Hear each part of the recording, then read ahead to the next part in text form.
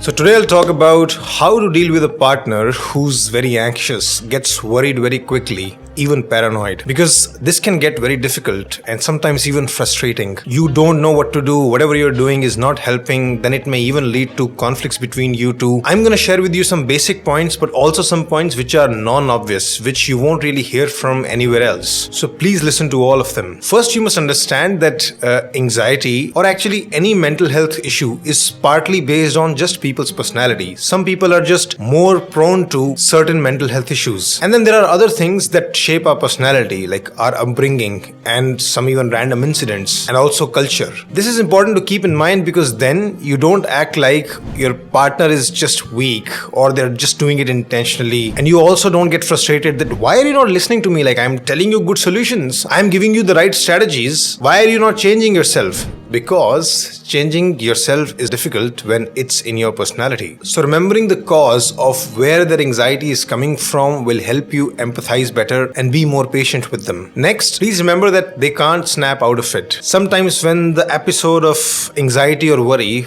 is prolonged, you may get impatient, you may get frustrated, like, why is it taking you so long? Just calm down, just act normal, stop worrying so much. Well, I'm telling you, stop giving useless advice. By just giving them instructions to calm down, you're not helping anybody. When somebody is going through any negative emotion, the negative emotion will subside or disappear either just with time or through some resolution. The process cannot be rushed. So either learn about the right solutions and be part of actually going through the resolution, or just wait. Give them the space and time to calm down on their own. Speaking of learning solutions, it would be a good idea to actually educate yourself about all the symptoms and features of anxiety. And today we live in the information's age. Go to Google or ChatGPT, just write down what happens during anxiety. What are the common psychological and physiological features? It's important to know them because then you won't act like, oh, your partner is abnormal. Like, why is your partner acting so weird? Well, they're not. Those are probably just common symptoms of anxiety. You don't know about them. Millions of other people who are going through anxiety are also going through similar features. Trust me, this is going to be a long-term problem. Personality doesn't change overnight, so take at least an hour or two to properly educate yourself about it. Next point is be prepared to reassure or just answer their questions multiple times. So a common feature of anxiety or worry is that your partner might keep bringing up the same question or problem, which is, oh, what will happen? Is this going to be okay? Oh, I think this is not going to work out. Should we do this? Are you sure? They may ask the same question multiple times or the same question in different ways repeatedly. And you must get tired of answering, oh, I've already given you the answer. My answer is not going to change. Why don't you just take in the answer?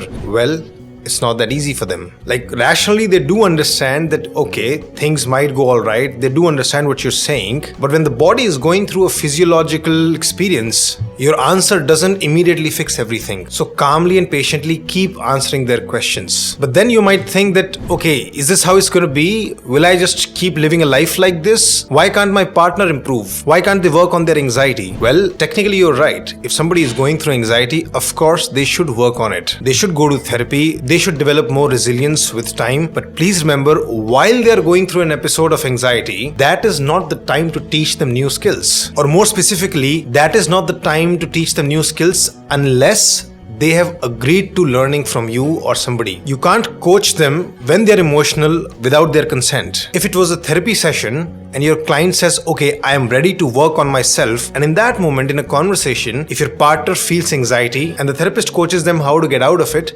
that's fine. In fact, it's not just fine. This is probably the best way to learn to deal with anxiety. But here the two main features are: therapist actually knows the right strategies and your partner has given consent to learning from them. In your household, usually both of those features are not present. Most people don't even know what the best solutions are, and the partner has not given you consent to learn from you. So that's why while your partner is going through an anxiety episode, do not try to fix them. Do not try to refine their personality right there and then. Next point. Now you may again say, well, I mean, it is my partner's anxiety, but it does affect me. It does affect the decisions that we make. Sometimes I'm not able to do things because my partner is just worrying for no reason. And when they're constantly worried, it just ruins my experience too. Like, that worry is sometimes contagious also, because then I'm not able to feel positive about things. Well, the reality here is that yes, your partner's anxiety will affect your mood, will affect the joint decisions. And that is something that you will have to make peace with. This is your destiny. Your partner comes with their own unique strengths and weaknesses. You can't cherry pick just the good parts. You have to make peace with the difficult parts as well. Stop wishing for some other life. Stop wishing for a different partner. This is it. Work on it, make the most of it. And finally, once the anxiety episode is over and everything is calm, that is when you can casually, nicely bring it up with your partner. Okay, these episodes are coming again and again. First of all, primarily it's not a good experience for you. So how about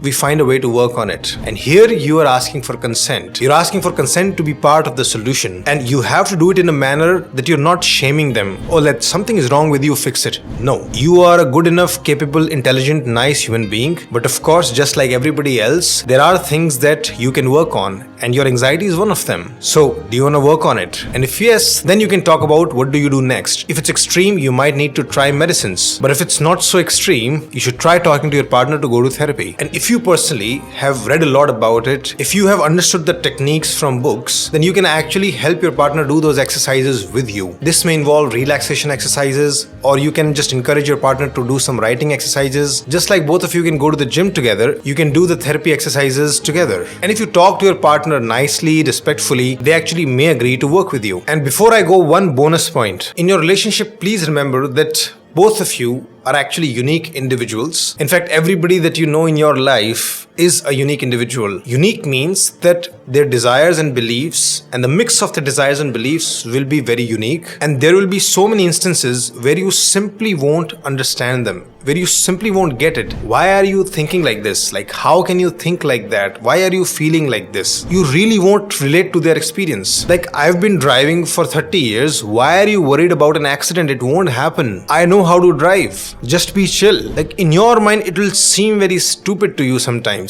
And this is a test for you. Can you truly take somebody else's perspective? Can you understand things which don't come naturally to you? Can you put yourself in somebody else's shoes? This perspective taking is such an important human skill. If you develop it in time, this is a non-negotiable skill in all your human interactions. Because if you only judge other people from your own limited point of view, you'll just end up constantly criticizing, judging, and disrespecting others. And in the long run, you'll be the one who's going to be isolated, disliked, and ultimately lonely. So, to build great bonds, you should be able to look at different people, their different desires, their different beliefs, their different preferences, their different emotions, and still be able to say that, yeah, in your situation, that seems reasonable. I understand it. So learn to truly shift perspective and see the world from your partner's eyes. It will do wonders to your relationship.